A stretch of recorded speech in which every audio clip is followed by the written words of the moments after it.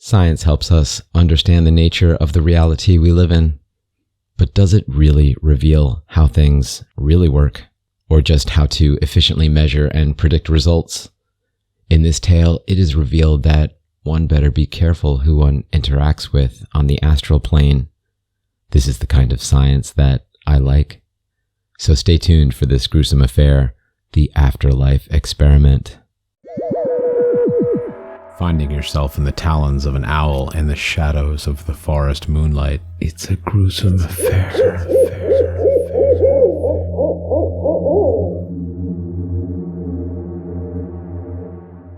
For security reasons, I wish to remain anonymous, so for now, you can call me John Doe.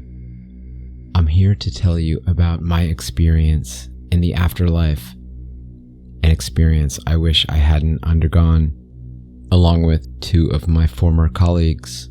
God bless their souls, and I hope like hell they get out of that miserable place. I suppose it was my fault their souls are now trapped in there with some hideous things inside of it. I can only pray with my good faith that they receive salvation.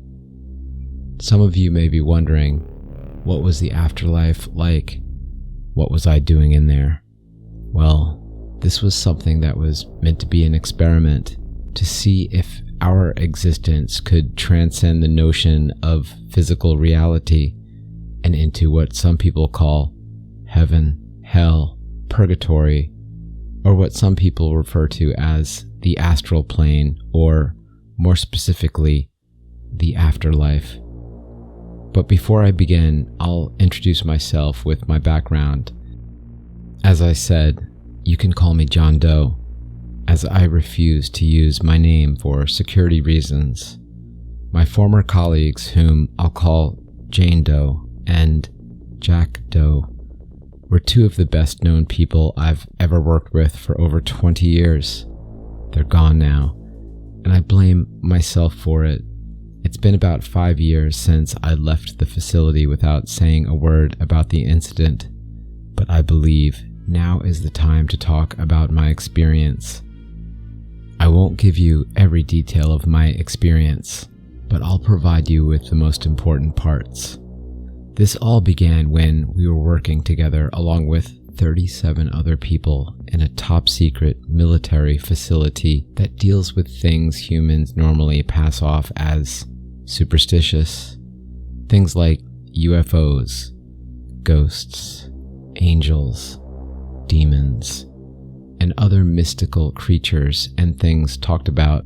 We captured very interesting evidence of some of this phenomena, particularly ghosts and UFOs. We even managed to capture the first crystal clear image of a skinwalker, thanks to one of our top secret hidden cameras in a forest that the Native Americans said was haunted by such entities. The creature looked terrifying, but that was nothing compared to what my colleagues and I had experienced during our time in the afterlife. 2 weeks passed at that time before it was decided that it's not enough to just get clear, irrefutable photos and recordings of such things. So what if someone alive enters into the unknown realm? That was the question one of our superiors asked. It was then decided that we should see what it's like on the other side, the afterlife. A couple of scientists working in our facility introduced a new form of technology that allows one to go into the afterlife. It was a machine with a bed strapped to it, and it had 3 tubes with needles at the end of each of them. I didn't know their names at the time. One of the scientists explained that one of the tubes hooked up to the machine, it injects an unknown poison which is capable of killing a person in a matter of seconds without feeling any pain, while another tube injects this unknown liquid which helps neutralize the poison. The third tube injects another unknown liquid that can help revive the person in a matter of seconds. They didn't say what this machine and the liquids are, and they said it's top secret, and the machine is one of 3 prototypes. I suppose they planned for this moment, and just like that, I, along with 2 aforementioned colleagues, were selected to take part in this experiment. I was reluctant at first, scared in fact. I was hesitant to say yes. One of the scientists who worked on the machine told us 2 things. 1, the machine is guaranteed to work, and they have tested this themselves and everything is working fine. 2, if one of us refused, we'll be serving time in a military prison and we'll be worse off in there than we would be in the afterlife. Fine, I said. I didn't like the idea of being put in such a military prison, let alone putting my few colleagues in that situation too. So I reluctantly agreed, as did my 2 colleagues, Jane and Jack. We all laid in the beds strapped to the machines, and the scientists then inserted the tubes into our bodies. Luckily, they injected a numbing medication before they put it in. It would hurt like hell if they didn't. We all tried our best to stay calm while the scientists began activating the machines. After a couple of minutes, the machines were ready and the scientists gave us one last question.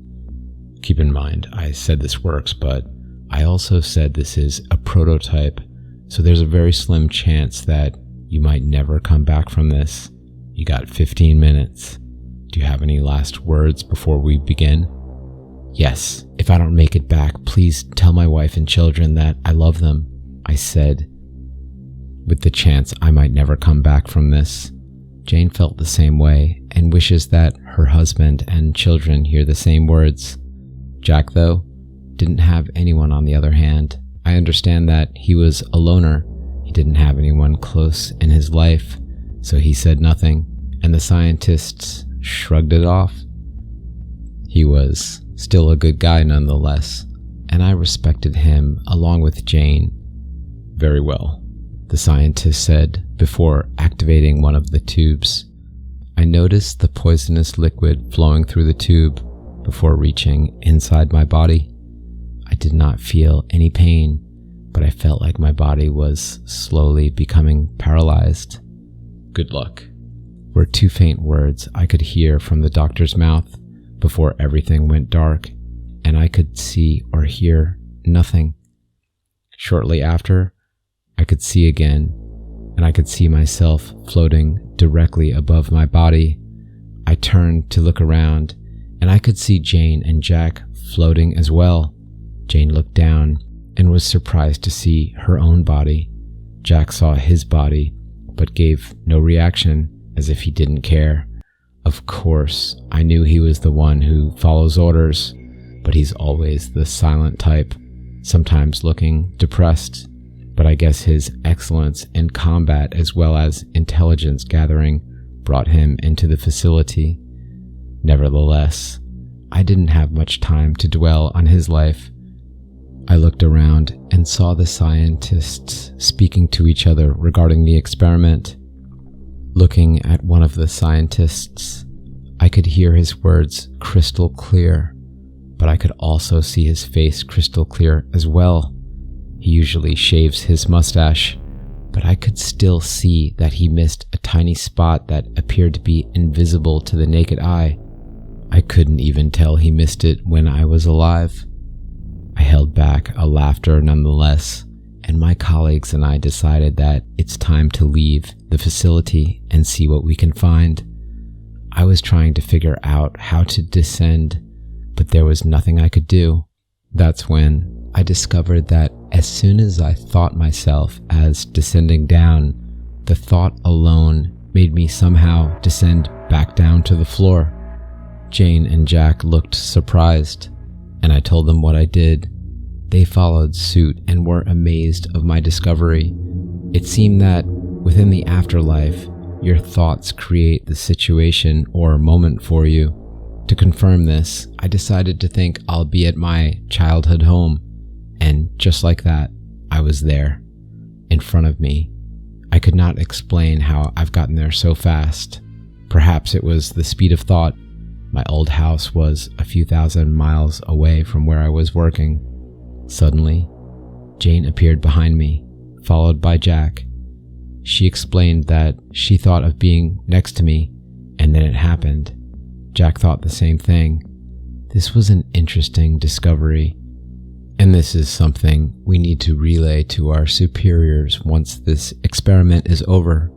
I turned to look again at my house, and I could see that it had been abandoned. No one else had lived there in that house for 35 years, ever since my parents have passed.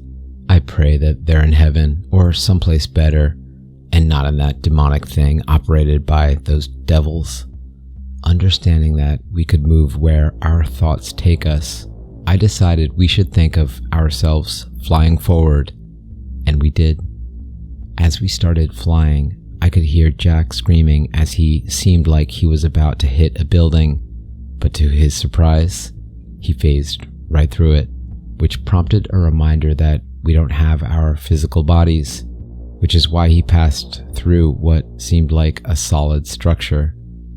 We gathered as much intel as we throughout this experience could, thinking of places to be at, only to be there instantly, as well as manually flying ourselves for the fun of it.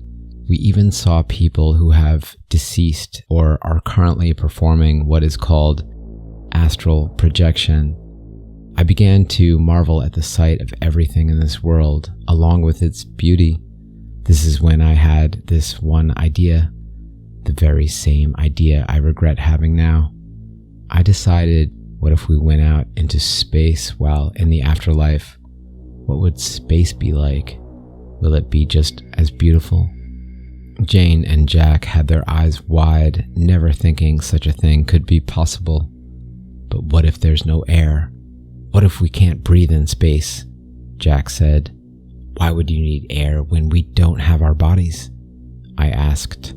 Come to think of it, the whole time we were experimenting within the afterlife, we didn't even have a nose or lungs.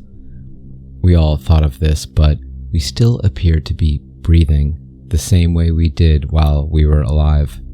But given that my colleagues were afraid to go up there, I then decided I should go up into space.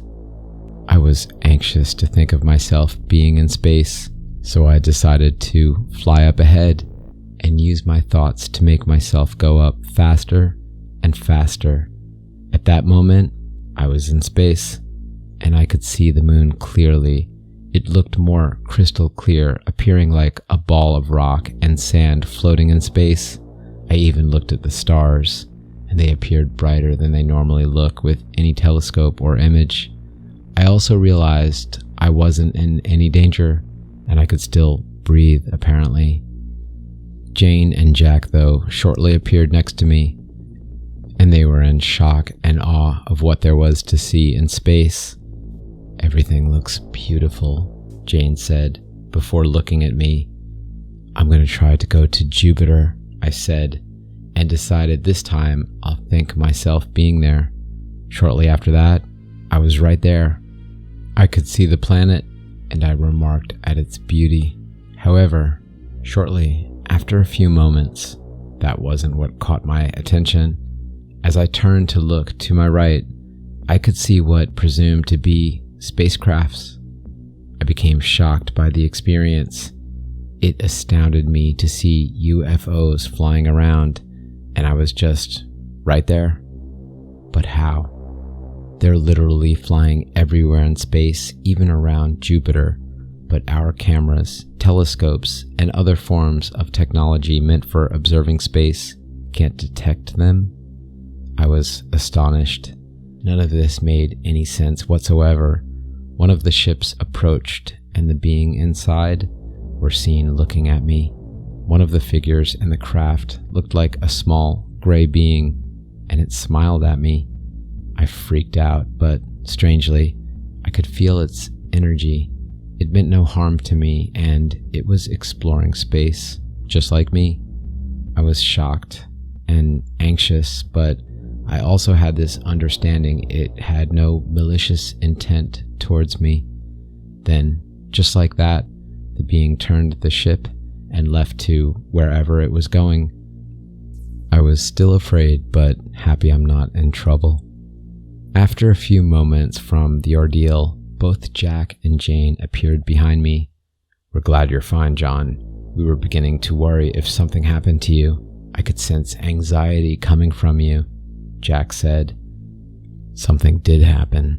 I saw one of those little gray beings in a craft, and it looked at me and smiled at me before taking off," I told him. I was astonished to see that they laughed and didn't believe me. Nevertheless, I decided to not let it bother me, and then we explored space shortly after. After looking around, we could see that space was more beautiful than it looked. The stars, moons, and suns were crystal clear and brighter. Jane and Jack then noticed other spacecrafts not belonging to us and were taken aback. We then had this thought of being next to Voyager 1's location, and just like that, it happened, and we could see its technological designs. "This thing is huge," Jane said.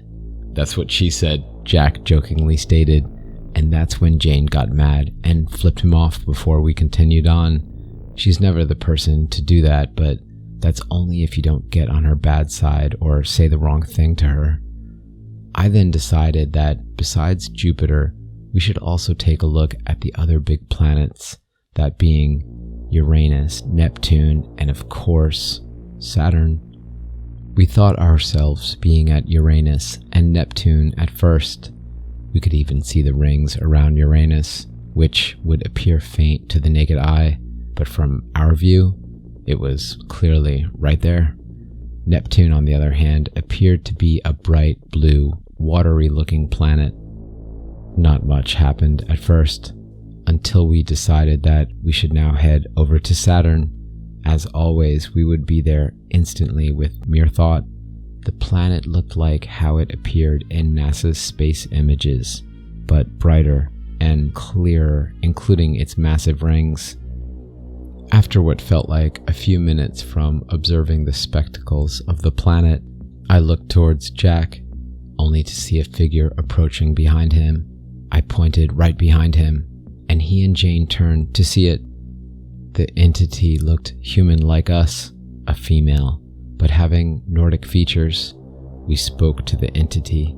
She didn't respond, and she kept staring at us. I could sense fear and anxiety coming from Jack, as he believed that this entity isn't from our world and might hurt us. This drew the attention of the entity, and she began to back slightly away from him. As soon as she saw me, I had to calm myself down and give her a smile, having no hostile or fearful emotions, but emotions filled with peace and harmony, to show that I'm not a threat to the entity. As I did this, the entity turned its attention to me and slowly approached me. She then smiled at me, and she took out her hand. I could feel from her as if she wanted me to touch it. Just like that, I did, and I felt her energy. It was peaceful, and I felt she's from an unseen world hundreds of light years from Earth. To my surprise, she didn't have a name, as they don't use names to identify individuals among their own.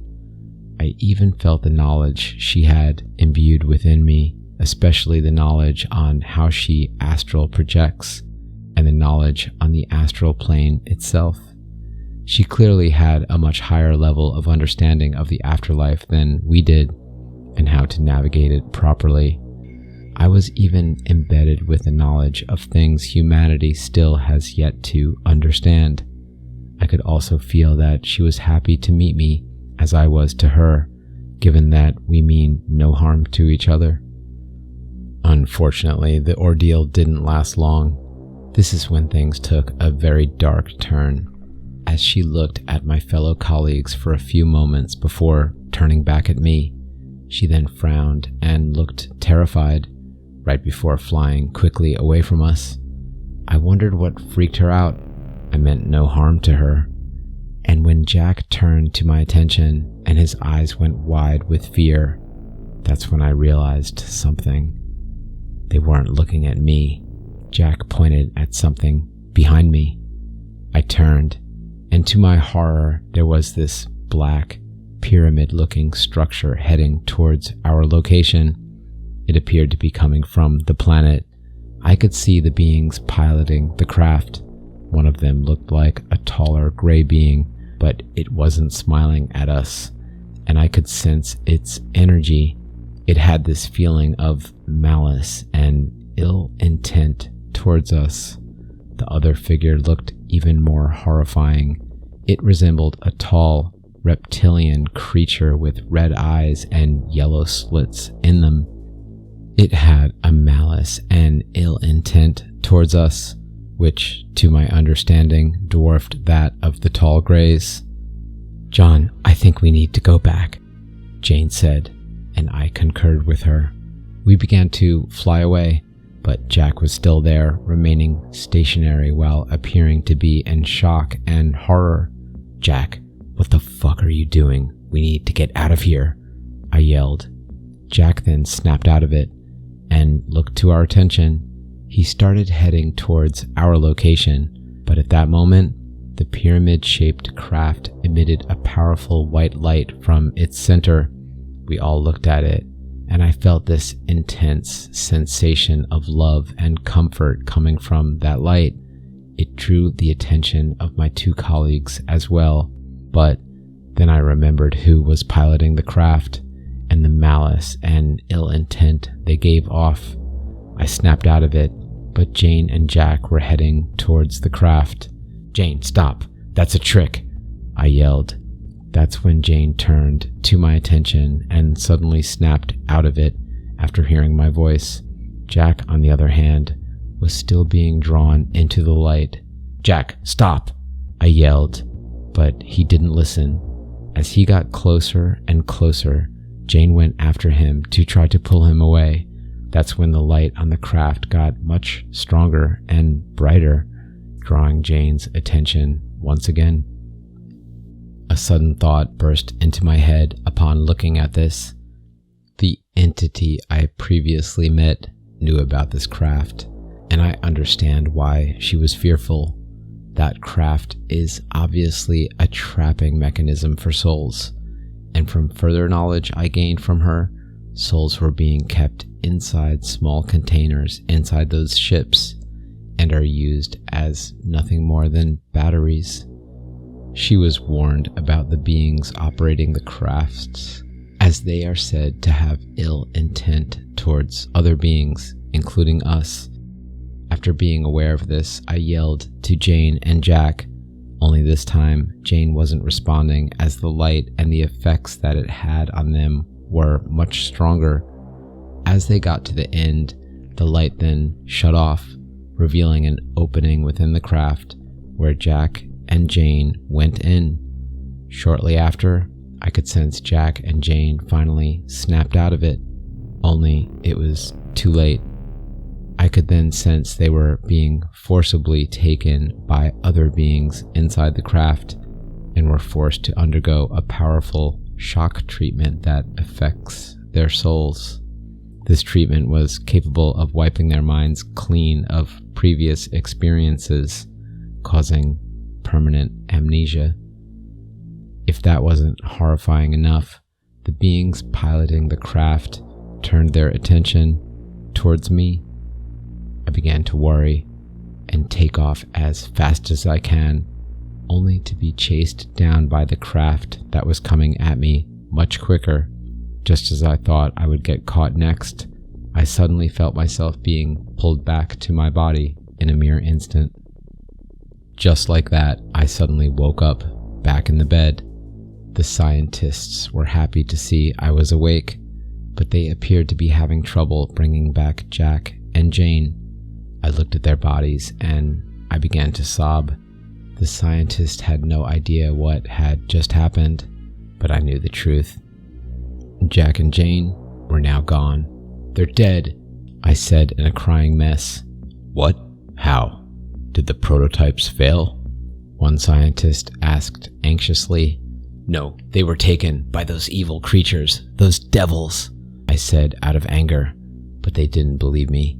They simply assumed I was suffering from mass hysteria. I'm telling you the fucking truth, goddammit. Jack and Jane are dead for good, I said out of rage. That's enough, said one of my superiors. Come with us to the debriefing room. He then instructed me. In the debriefing room, I told them everything we had seen and experienced. I even told them of the craft that took both Jack and Jane, all of the experiences that occurred, especially my meeting with the Nordic entity and those evil things. All except one of my superiors walked out of the debriefing room without saying a word. I suppose none of them believed a word that I said. That was until the remaining superior held up a folder and put it in front of me. Open it, he said. I did, and as I did that, it had pictures. I felt my heart pound rapidly for the first time. They were pictures of that same craft, the one piloted by those devils, and it's clear they were taken by a camera capable of seeing things we simply can't see with the naked eye. They come to our world from time to time, he said, and I listened in. We had no idea why they're here, but it seems your description of the craft matched the one we had in our pictures. I figured that you would encounter them, which is why I brought these pictures. Now we know its purpose. It shocked me to realize our military somehow knew about them, and the fact we were put into experimentation through this made my blood boil. You mean to tell me we participated in this experiment just so you could get an idea of what that craft is for? Did you consider any repercussions about this? Seriously, what the fuck is going on? I asked in a mix of frustration and confusion. He then sighed and told me everything. It was not your initiative to go out into space and encounter those crafts. Your mission was clear: to investigate on this world what the existence is like in the afterlife. After being informed of everything you told us, this seems to explain why crafts belonging to other beings don't operate in the same physical reality as us, but they do manifest into our world on occasion.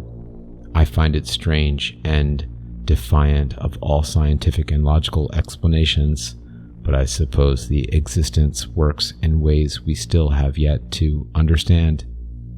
With that being said, this also manages to provide knowledge on those pyramid-shaped crafts we were keeping an eye on. One of our previous test dummies decided to test out the prototype, and he got a glimpse of the afterlife, providing us with similar details of your own experience. But unfortunately, the poor soul came back to us, shaken with fear. He described the exact same thing you told us, and your knowledge on them confirms to us that they're extremely hostile. He refused to undergo another experiment and shortly became clinically insane before being sent to an asylum to receive treatment. So it was decided to find new subjects, that being you three.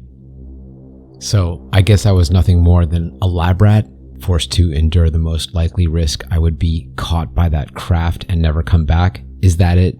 I asked. As I said, it was not your initiative. I suppose when we continue with the experiments, our priority will be to inform future participants to not go into space and to avoid those specific craft for their own safety. My superior told me before he walked out, leaving me in the room by myself with my own thoughts. I admit, I was pissed off. Even though it wasn't really my mission to investigate the craft, the fact that they knew about it without telling us made me angry. What made it worse was knowing that Jane and Jack are now gone due to this, and as I said, I blame myself for it. Those evil creatures. I hope that one day they pay for their transgressions upon humanity and other beings. But for now, I'm left with nothing but sadness, heartbreak, and my sanity severely damaged from the horrifying experience. The only bright thing about this ordeal is that Jack and Jane are commemorated for their bravery and Jane's family has been properly compensated.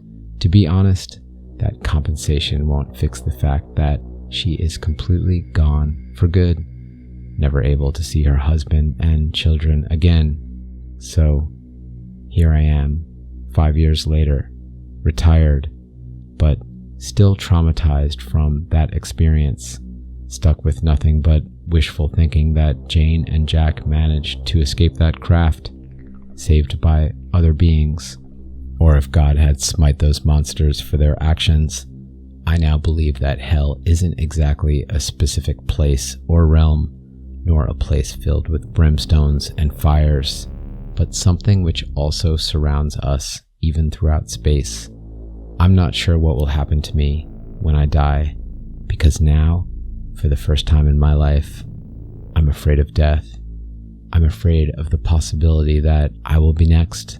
I even fear for my wife and children of this, since none of them believe me.